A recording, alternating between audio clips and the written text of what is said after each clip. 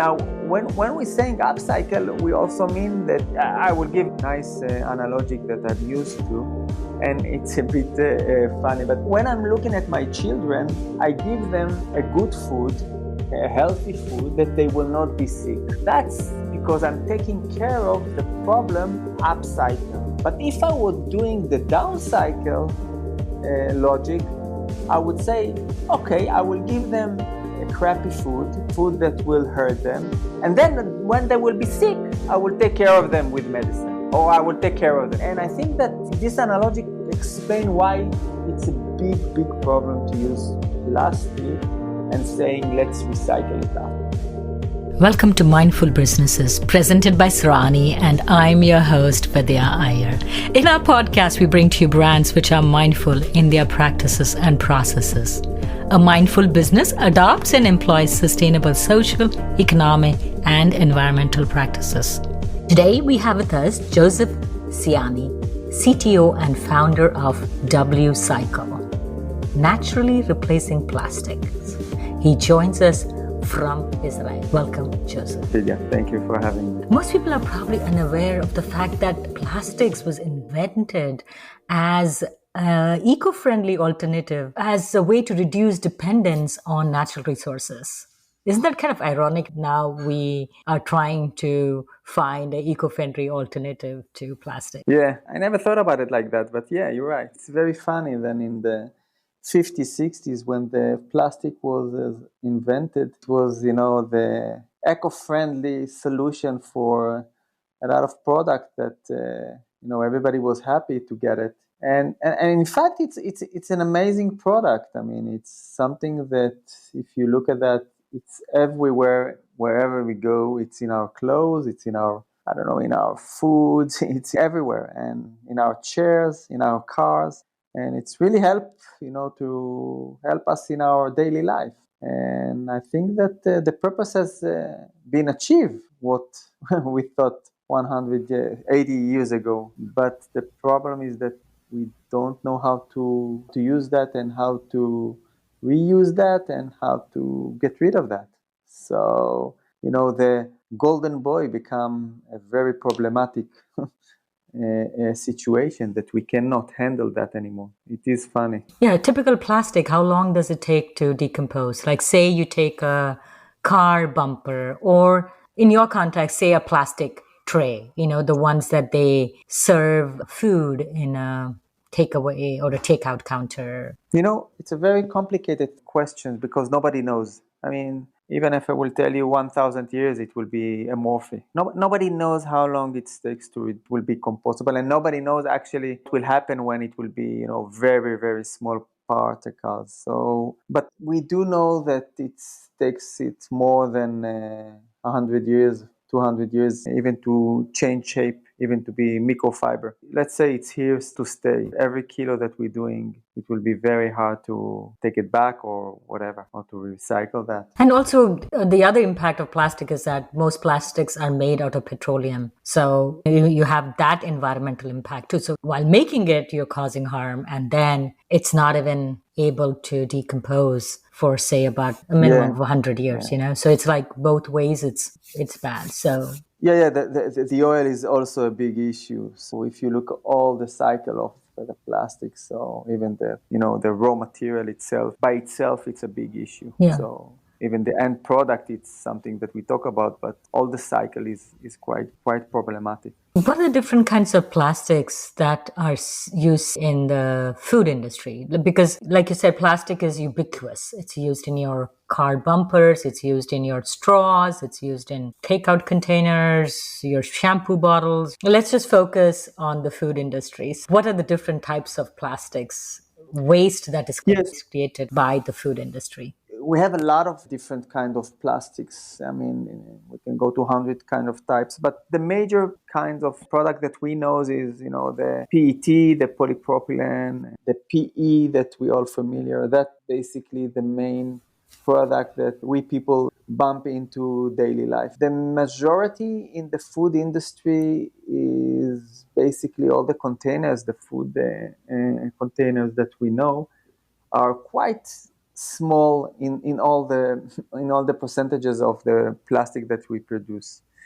So we produce around 350 million tons a year of plastic, and only 40% from that goes to the food industry. Now, the food industry is divided to two. So we have a flexible plastic and we have a rigid plastic. The flexible plastic is, like all the snakes that we pack, all The cookies are there in this. all the flow pack that we see around, the bags that we're doing. And the rigid one is the containers that we use for the food, from ready meals to cookies that we're putting, as we said, and then even to, let's say, the cream cheese and all these kind of sauces. Everything can be packed in plastic. Now, I think that the major that we focus on is, on the food service, is on the rigid plastic. When you say rigid plastic that you are trying to focus on, can you give me some specifics? What are you trying to focus on? Yes. When you go into the supermarket, you can see that most of the meat that they packing, most of the ready meals been packed in some kind of trays. And the trays themselves are mainly from either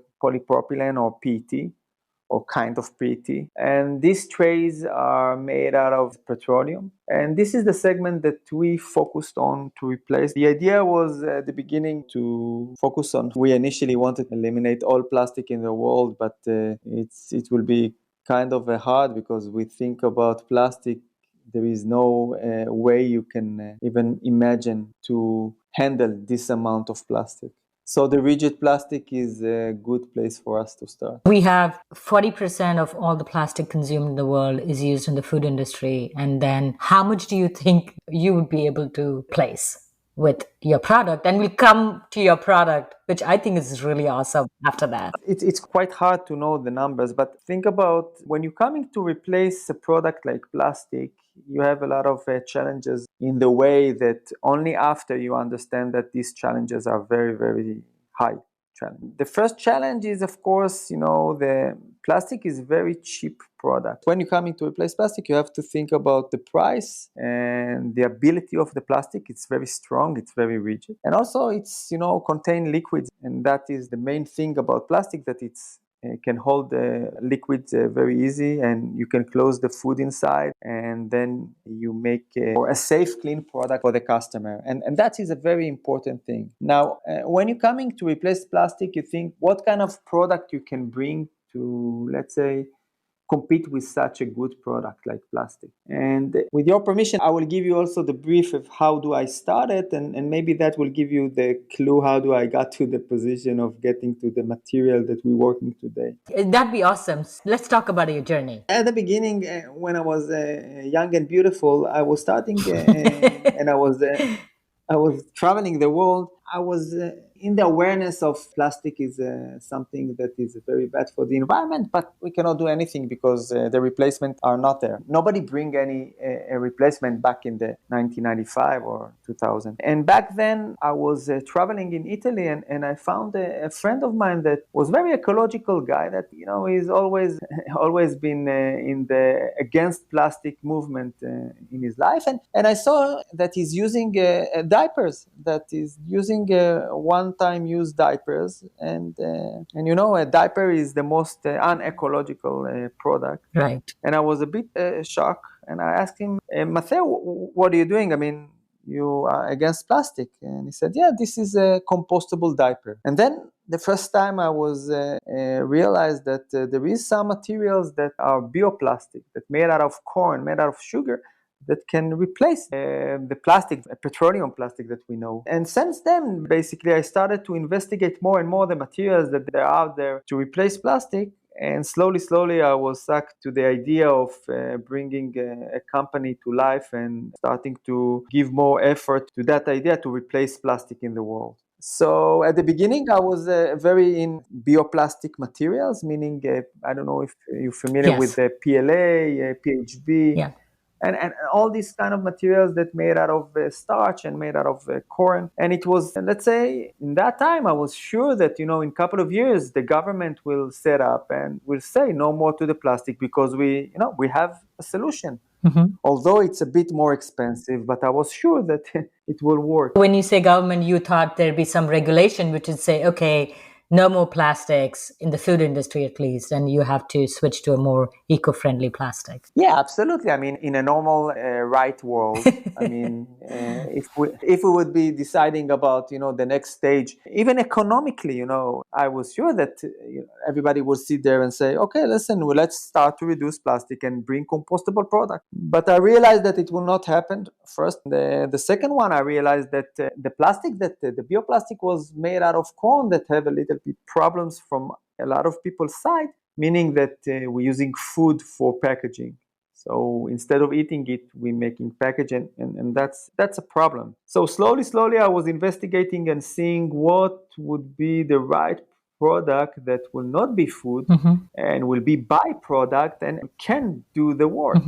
After a while, I was investigating the idea of bringing the pulp back, because back then we saw that there is a lot of sugarcane product that made out of bagasse, quite fit to the to the mission to replace plastic. And I was investigating the idea of sugarcane as a product, and it was quite amazing because it was a product that it's a byproduct for the sugar industry that is much cheaper than plastic, and it's abounded. I was thinking, wow, a eureka. But the big problem was that paper or cellulose in the nature made for bringing water Right. up to the tree. I Right. mean, it's supposed to suck liquid from the bottom up that the tree can drink in his top leaves. And that was a problem when you want to put food inside that tray, that product. So slowly, I understood that we need some work here to see how we can make homophobic product, meaning a liquid-proof product that will solve the problem of drinking a liquid and using this product. What is your background? Are you a materials engineer? Because the whole cellulose process is not very easy. It's chemistry, you have to work with it and then testing. How did you even think about starting something like this? And what is your educational background? My background is very, very unique because I came from a lot of studying. Say, I was studying to be a teacher, I was studying like philosophia, and I was studying a bit chemistry, and I was studying a bit nanomaterials, and everything is, a bit. Because of my curiosity, and I don't have a main focus, but I do understand that I'm autodidact. So everything that I want, I'm learning by myself. So I cannot put me in a capsule and saying I'm a chemistry or I'm a teacher or I'm come from philosophy idea. But what was your work experience before W Cycle? Where did you work? Nothing. I was traveling all around the world. I was not in the loop of the study and universities and stuff like that. I was traveling along in all around the world. And I think that you were taught by the best teacher in travel. Yeah, I think that because I was traveling all around the world and I was studying whatever I want, I think that it's opened my mind for a better solution. Because think about it, if I was in industry, so it was a bit putting me under, some rules that might not bring me to the place where I am. From my point of view, I think that the studying is something that is very important, but it's supposed to be today more precise, because today the knowledge is in our hands. The development of yourself is more important to go to the place of studying something. That's my opinion, but not everybody thinks like that. Yeah, but I think that's fantastic that you chose this alternate career, because most of the other founders or the CTOs that we have spoken to said, oh, I worked here and I had this experience and I took that experience and I did this. But you are self-taught and you brought your experience, your worldly experience as a young and beautiful man and, brought it to create a biodegradable product. Yeah, just another word. I think that it's a mission of my life. This is how I see it. I mean, it's more a mission than my work, because in the end of the day, I know that I have to integrate between, a company that will earn money and, something that will be organized right. And the second thing is also the idea of making good in the world and bringing end of plastic in the right way. These two things have to work together. I think that the mission to put them both is my challenge. I prefer to stay on the only the reducing plastic, but I think that the company is very important as well. Right, To do it right, and to bring it to the right level. Right. It's a very important part in my journey. I will explain also what I mean after. Talk a little bit about your product. I'm not sure how I came across your product, but I was really fascinated because especially in the airline industry, I don't like the plastic trays. I sometimes don't eat it because it just comes piping hot in these plastic trays. I just feel all these bad things leaching into my food. So talk a little bit about your product. The product made out of basically we choose the pulp, we choose the cellulose as our main product. We choose that because of the abundance of the material, and also we believe that this product is amazing, the pulp, the cellulose. We can do a lot of things with that, and I think that we are in the beginning of the beautiful journey that really can replace plastic. If you look at pulp, you can see around you that everything that's made, every tree, every flower made out of pulp, at the end of his life can use it as a packaging. This is how we see the product. The product that we invented is basically we use the molded fiber industry for the structure, and we made a formula that basically makes the fibers resistant to the liquid, meaning that it will not absorb the liquid, any liquid. How did you do that? It's a chemistry, organic chemistry way to do that. And I think that basically less important how. The idea is that it's becoming, like you're doing it in the process of molded fiber, you mix it into the water, and eventually what you get is any shape that you want to do. You can put liquid inside and it will not absorb the liquid. That's the beauty of that. So you can put any food inside and the fibers will stay, we don't say dry, but it will stay unabsorbed. And you can put food inside for as much as you want. It will stay like plastic, but at the end of the use, you can throw that to the compost and it will become a compostable product. So that's the beauty of that. Can I put soup in it, like hot soup? And how long will it stay without leaking? Soup, you can put water there as much as you want, and it will not liquid and it will not absorb. The only thing will go as a steam and evaporate it, but it will not absorb. If you put it in the fridge, we tested it for 4 or 5 months, nothing will happen to it.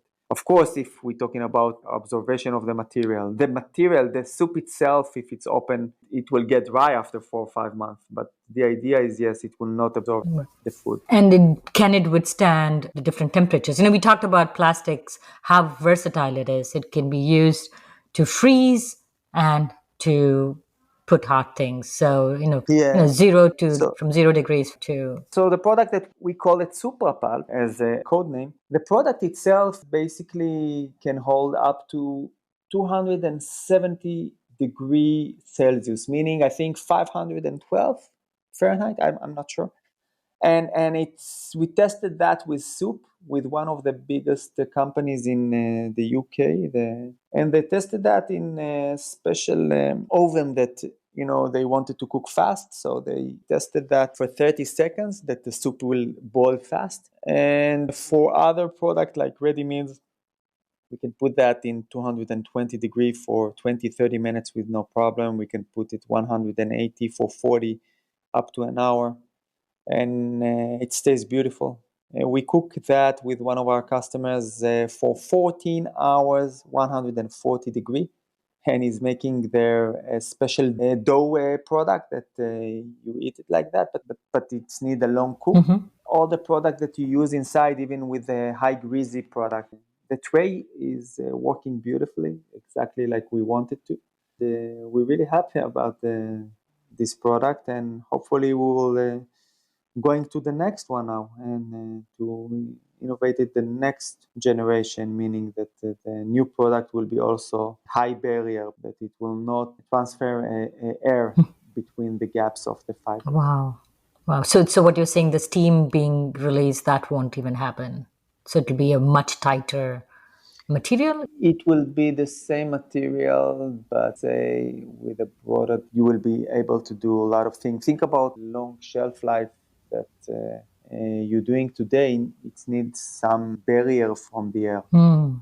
So that's what we want to do. Today, the fiber is something that air can go through that. Mm-hmm, So if you're doing molded fiber, the air can go through. And the next generation, what we're planning to do is basically to make in the gaps of the fibers our material to be, let's say, be much more high density mm-hmm. and to give some barrier properties to the new application.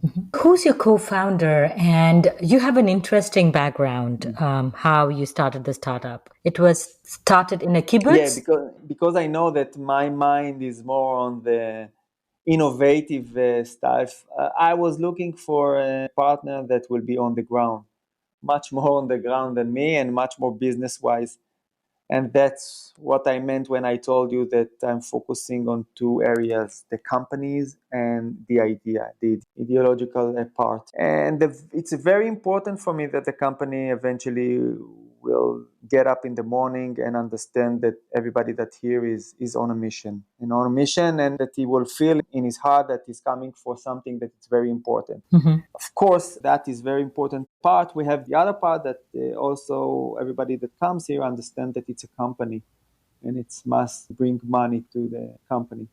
And these two things must work together. So I found a guy that his name is Lior, and he's my partner in this journey. And he's more on the business part. Mm-hmm. And together, basically, we're starting to move this ship towards our goals. And I'm very happy to meet him. It really help us. Of course, we have also a couple of investors that help us with the capital and the money. So one of them is the kibbutz. What is a kibbutz? Kibbutz is an idea that raised on 1920, I think. Isn't that old? I thought it was in the Yeah, 60s. yeah, yeah, yeah. It was starting when the Jewish people start to come to Israel, and basically they wanted to make cities in all kind of different places, but it was quite hard. So they made a groups that believe in socialism. Basically, everybody works together, and everybody gets the same amount of money. And at the end of the day, you have food on the table, and the kibbutz is taking care of all of your things. So it gives you house, it gives you food, it gives you education, and basically you work in several things that the kibbutz work with, and this is how you pass your life. It's a very interesting place. Since then, it has a lot of changes from the 1920s. And today the kibbutz is over here in Gan Shmuel. It's quite the same, but it's more oriented, say, for economic scale, meaning that they are working together for, let's say, everybody works wherever he wants, but all the money goes together to the same bank account, and everybody has a budget. So it's a bit different once that the kibbutz was working inside, and today everybody working also inside and outside. They also do investments and they invested in your venture. Yeah, yeah. The kibbutz today is more like a big company, but it's a family company that also live in the work in the company. You understand? I mean, it's quite funny. Yeah, Yeah, I do. I do. it's like about it as a company, but they sleep in the company. Right, So they have right, houses in the company. right. So yeah, they invested in us as a future product that they understood that plastic has to be replaced, and basically they do believe in us as the material that we did. They believe in us. We are going to the right way, and together with them and another two private investors, we raised the company. Also, we made some nice movement on the product itself. We made a patent on it. We have some new customers, and we're starting to grow very nice. Hopefully we will have a solution, a bigger solution for what we're looking for, and make a bigger impact on the industry. And that's what we're aiming. The idea basically in the product is, after a lot of time in the packaging industry, and I understand that very clearly today, our idea is to come with a product that will be cost effective. That's the main thing. That is something that it will be outside a cost-effective product that also be compostable. So you have the compostability, it's a green product, it must be coming from a byproduct material, meaning that I cannot take my raw material if it's from a petroleum or food from people or whatever. I just need something to the leftover of something. Mm-hmm. And to use that is very, very important to us as well. And we believe that we can solve that. Mm-hmm. And I think you touch on a really important point of sustainable practices. It's called circular design, where you repurpose a byproduct into something which again goes back to the soil and is biodegradable. So you complete this whole circle. So you don't create something new and you don't leave anything behind. That's the beauty about W-Cycle's products. I think also you're right that that's the beauty of the idea, and I want to take, with your permission, a bit speaking about how the recycling works today, and put some light on that. And I think that it's very important what you said, because the focus here is very important to be with a logical way, meaning that if we're talking about a product, we have to think about all the cycle. So today, when thinking about recycling, I'm thinking about I will produce plastic, I will take it out, use it, and then I will bring it in and clean it and make a new product. Mainly that it will be something that I don't need, a bench or a chair or whatever, but it will stay from plastic. And then I say that I recycle the product. Now, the big problem of recycling is, from my point of view, is, of course, we didn't succeed until now to recycle. I mean, the recycle percentages in the world are ridiculous. We are on, I think, 3%, I think. And the idea to collect plastic back, from my point of view, is to take care of the problem after you make it. So I don't know if you know the terms of downcycle and upcycle solution. You can explain it for our listeners to know what is upcycle and what is downcycle. So it's very simple. It's very simple, and it's good that it's simple. The downcycle and the upcycle is the understanding that if I take a product and use it, and then I have to collect it and clean it and recycle it, so I take care of the problem after I make it. So this is downcycle. And the upcycle, I said, no, I will not even go into that problem. I will stop it at the beginning. I will not make the plastic that I will not have to, I will not have to take care of it and clean it after. I will find something else to replace that. So this is to take care of the problem upcycle at the beginning. Now, when we're saying upcycle, we also mean that I will give a nice analogy that I'm used to, and it's a bit funny. But when I'm looking at my children, I give them a good food, a healthy food, that they will not be sick. That's because I'm taking care of the problem upcycle. But if I were doing the downcycle logic, I would say, okay, I will give them a crappy food that will hurt them. And then when they will be sick, I will take care of them with medicine, or I will take care of them. And I think that this analogy explains why it's a big, big problem to use plastic and saying, let's recycle it after. And this is where we put our line and said, okay, the recycling is something that we are not going into that. So our product as a determination must be when, even by mistake, it's not going to the compostable. It's, let's say, it's fell down on the street, that after a while it will dissolve. No matter what happened, it will not stay as, let's say, forever.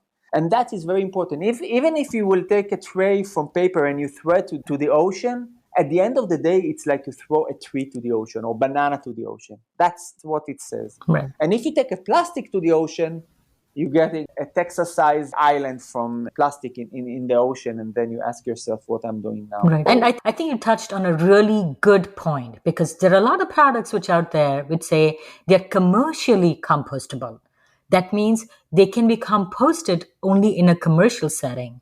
Your product can be put in my garden compost, or on the street, for instance, if you really want to litter or you drop it in the street, it will dissolve. You don't have to do anything special. It doesn't need large equipment or anything else to compost it. That's exactly what you're trying to say, right? Yeah, absolutely. Yeah, absolutely. So you did understood me. That's good. Of course. Yeah.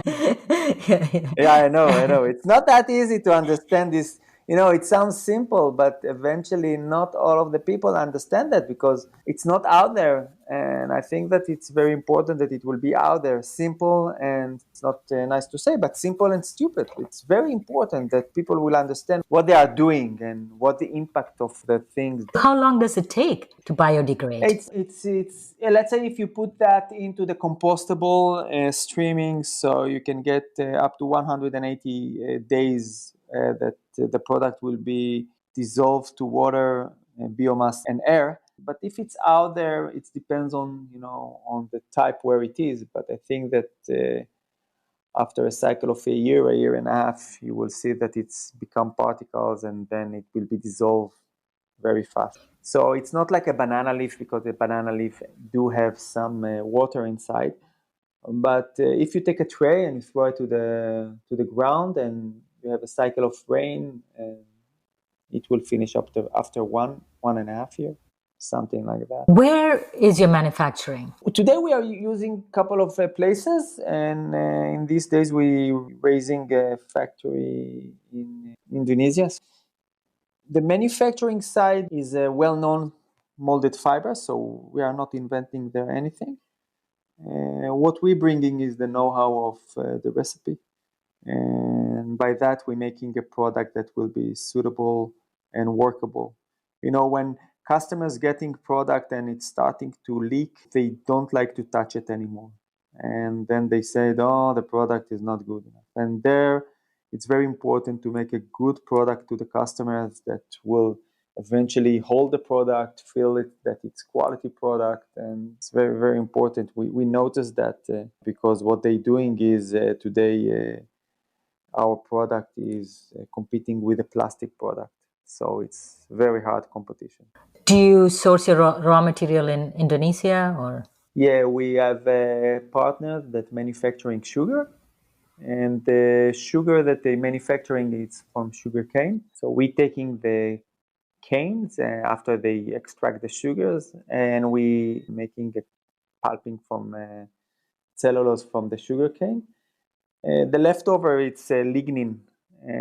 We succeeding to take the lignin and make it a fertilizer for crops. And this is a very nice thing that making paper, but in economical way.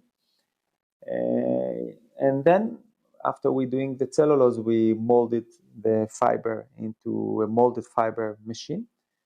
And over there, after that, we're having the product that we want. So that is the cycle. If you look at the full cycle, you take leftover of the industry of the sugar, you make a product, you use the product, you're putting ready meals inside. Let's say that it's for children in the school. So the children eat the food after how much children eat? 20 minutes? 7 minutes? How much? They're using it for 20 minutes. They eat the food. And when they throw the trays, either to compostable or whatever, then the product eventually will be biomass, water, and air. So it will go back to the land. So that's a full cycle. What is your distribution method? Are you just doing B2B? I saw something on your website that you were targeting airline industry, and you mentioned the meat packaging industry in the grocery stores. So do you do only B2B, Yeah. or if I'm having a party at home and I need disposable plates, can I get your Yeah. product? So unfortunately, we do not making B2C. We only working B2B. The thing is that B2B is very important for us because one of the thing in my bones, burning is to make a big impact on the industry. And the forte of our company is our recipe and our product is not distributing abilities. There is a lot of good companies that know how to distribute. When we working B2B, we're working with distributions. So they doing the distributing and we are doing the product. That's why we are not going to the end user distribution.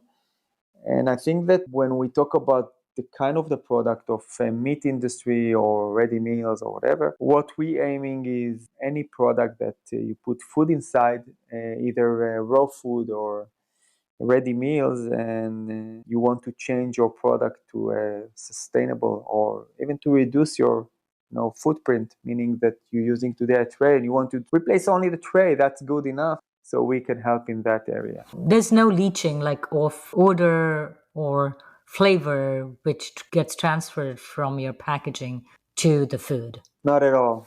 No, not at all. Think about it as a cellulose. It's a raw material basically that made out of plant.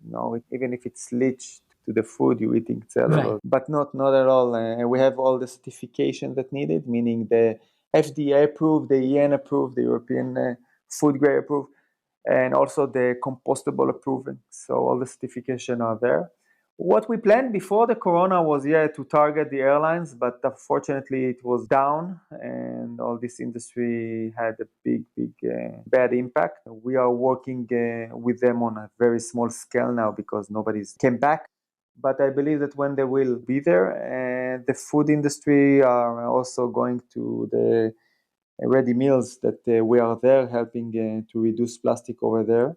We're targeting this section as well. And now we are going to the meat industry that we are focusing on fresh meat with the ability of that we are not observing the liquid. So we have a lot of good impact on the tray that it's not sulky.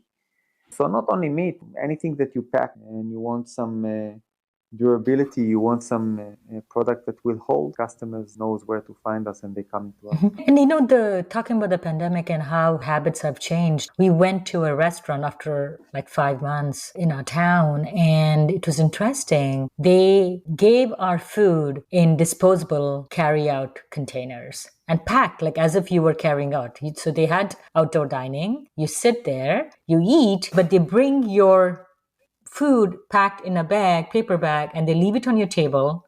You take it out yourself, and they have disposable cutlery. You eat it out of these cardboard boxes, and you put it back in this paper bag, and the server takes it away. So this was a good restaurant, a fancy restaurant, which normally did not use paper or plastic, had tablecloths and china, but they have completely switched to this models. And I actually felt more comfortable when everything was thrown away. I was more comfortable with this model. I felt safer that the food is coming straight from the kitchen where somebody's wearing a mask across the street to where I was sitting in a closed container, not in an open plate. And also the safety of the server, she's not exposed to carrying my dirty plates back too, right? So the world is changing. What is you lost in the airline industry would probably gain slowly in the restaurant industry. Yeah, absolutely. It's quite funny. From my point of view, I prefer to reduce use of disposable products. So, as a matter of ideological thinking, I prefer to take a multiply plates or, to take a plate and to wash it after. But I know that it's in some places it's very hard. The idea of the new virus times, our world, a big change in all that variety of behavior. And I think that, to use disposable as something that will be cleaner can work. I hope that in that matter, people will more put attention on what kind of container they use. That's the main key. Meaning that even containers with papers and lamination, that the laminated itself is from plastic, and that's not, let's say, it's not solving our problem because therefore the compostability or the disposable of the product will no longer will be if using plastic laminated on the tray. And I think that when you want to solve one problem and you bringing different kind of solution that looks green but is actually more problematic than the other one, that is something that is worried me. And hopefully people will get to the position that they understand these kind of things, and it's coming from the people. Sometimes they demand a compostable trays or ask the owner to use as much as possible compostable product. I hope that it will come, this awareness at the end of the day. It will give us a greener and nicer place to live on our earth. I think you hit the nail on the head of exactly what our podcast wants to do. It wants to give consumers these alternatives. Consumers have the power to change. And if the consumers know these green alternatives and they demand that the airline industry or the restaurant or the electronics packaging industry, for that matter, if they communicate that they want a more sustainable product, it will happen. So part of our mission is to educate the consumers. Use your power and try to make a more mindful world. Absolutely. I think the new generation is more understand the situation and more likely he will change the things. He will be more rational on that matter. Thank you so much, Joseph, for coming on Mindful Businesses. We've really, really enjoyed talking to you. It was really, really nice talking to you. If you're a creator of a mindful brand or would like to recommend a mindful brand to be featured on our show, send us a message on our Facebook or Instagram page. If you learned a thing or two from this episode, share it with a friend. Like, share our Instagram and Facebook page. Subscribe to us on your favorite podcast platform. We recorded this podcast in Lafayette, Indiana. Tatum Gale composed the music for this podcast. This is Vidya Iyer for Mindful Businesses.